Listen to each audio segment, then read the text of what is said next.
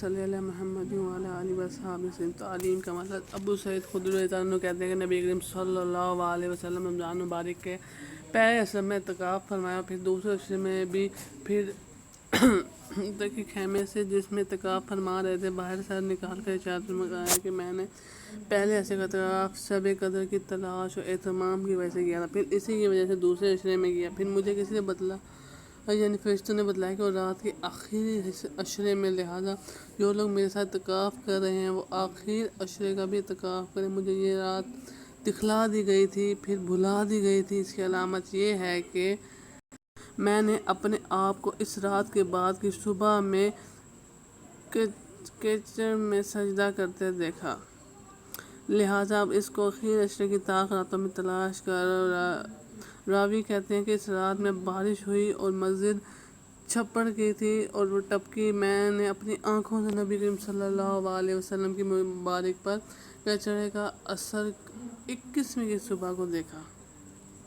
دوسری حدیث میں انس رضی اللہ عنہ کہتے ہیں کہ ایک مرتبہ رمضان مبارک کا مہینہ آیا تو حضور اقدس صلی اللہ علیہ وسلم نے فرمایا کہ تمہارے اوپر ایک مہینہ آیا ہے جس میں ایک رات ایسی ہے جو 1000 مہینوں سے افضل ہے۔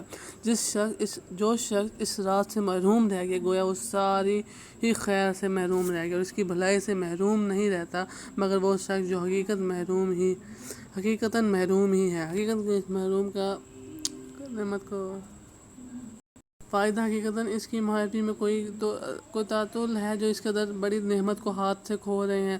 ریلوے ملازم چند کوڑیوں کی خاطر رات بھر جاگتے ہیں، اگر 80 برس کی عبادت کے کوئی ایک مہینہ تک رات میں جاگ جائے تو کیا دقت ہے؟ اصل تو یہ ہے کہ دل میں تڑپ ہی نہیں ہے۔ اگر ذرا سا بھی چسکا پڑ جائے تو پھر ایک رات کیا سینکڑوں راتیں بھی جاگی جا سکتی ہیں۔ نبی کریم صلی اللہ علیہ وسلم نے فرمایا کہ جو شخص لیلۃ القدر کے ایمان کے ساتھ اور ثواب کی نیت سے عبادت کے لیے کھڑا ہوا اس سے پچھلے تمام گناہ معاف کر دی جاتے ہیں۔ سبحان اللہ۔ یہ 3 طاق راتیں گزر گئی ہیں، 2 رہ گئی ہیں، 27 اور 29 کی۔ یا تو گزر گئی ہوگی لیلۃ القدر یا آنے والی ہوگی، لیکن جو آنے والے ہیں خوب عبادت کریں، اس میں ڈھونڈیں لیلۃ القدر کو، ہو سکتا ہے انہیں 2 میں ہو، اور اس میں مغفرت کی دعا مانگیں اور سب کے لیے پوری امت کے لیے دعا مانگیں اور اس وبا سے خاتمے کی دعا مانگیں۔